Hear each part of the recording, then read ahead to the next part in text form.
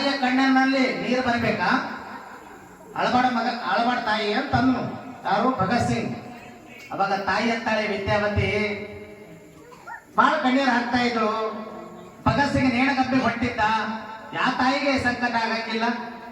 ಆದ್ರೆ ಭಗತ್ ಸಿಂಗ್ ಅಂತಾನೆ ತಾಯಿಗೆ, ಅಮ್ಮ ನಾನ್ ನೇಣಗಂಬೆ ಹೊಂಟೀನಂದ್ರೆ ನಿನಗ್ಯಾಕೆ ಕಣ್ಣೀರಲ್ಲಿ ನೀರು ಬರಕತ್ತವ ಅಂದಾಗ ಭಗತ್ ಸಿಂಗ್ನ ತಾಯಿ ಬಹಳ ಸುಂದರವಾಗಿರುವಂತ ಮಾತು ಹೇಳ್ತಾಳೆ, ಭಗತ್ ಸಿಂಗ್ ನೀನು ನೇಣಗಂಬೆ ಹೊಂಟಿದಂತ ನನಗ ಕಣ್ಣೀರು ಬರ್ತಾ ಇಲ್ಲ, ಮತ್ತೆ ಯಾಕೆ ಅಳಕತ್ತಿದಮ್ಮ?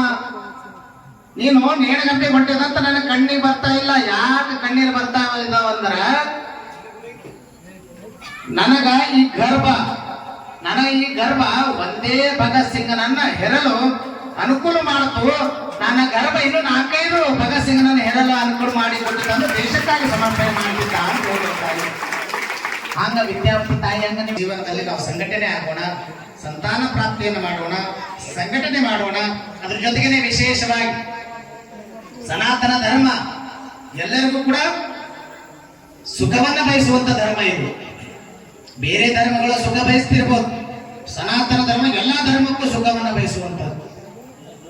ಏನು ಸರ್ವೇ ಜನಾ ಸುಖಿನೋ ಭವಂತು ಅಂತಕ್ಕಂಥ ಸಂದೇಶ ಕೊಟ್ಟಿರುವಂತಹ ಧರ್ಮ ಅದು ಯಾವುದಾದ್ರೂ ಇದ್ರೆ ಸನಾತನ ಧರ್ಮ ಅಂತಕ್ಕಂಥ ಮಾತನ್ನ ಈ ಸಂದರ್ಭ ಹೇಳ್ಬೇಕಾಗ್ತದೆ. ಅಂತ ಒಂದು ಸನಾತನ ಧರ್ಮದಲ್ಲಿ ನಾವು ಹುಟ್ಟಿ ಬಂದಾಗ ಒಂದಿಷ್ಟು ಧರ್ಮಕ್ಕಾಗಿ ನಾವು ಏನಾದ್ರೂ ಕೊಡ್ಬೇಕಾಗಿದೆ. ಬಹಳ ಜನ ಕೇಳ್ತಿರ್ಬೋದು, ಏನ್ರೆ ಧರ್ಮಕ್ಕಾಗಿ ನಮಗೇನು ಸಿಗ್ತದ, ನಿನಗೇನು ಸಿಗ್ತದ ಅಂತ ಪ್ರಶ್ನೆ ಮಾಡ್ಕೋಬೇಡ.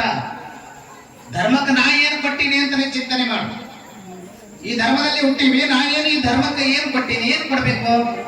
ಕಾಣಿಕೆ ಕೊಳ್ಳಕ್ ಆಗಂಗಿಲ್ಲ ಅಂದ್ರೆ ಸೇವೆ ಮಾಡು, ಸಮಯ ಕೊಡು.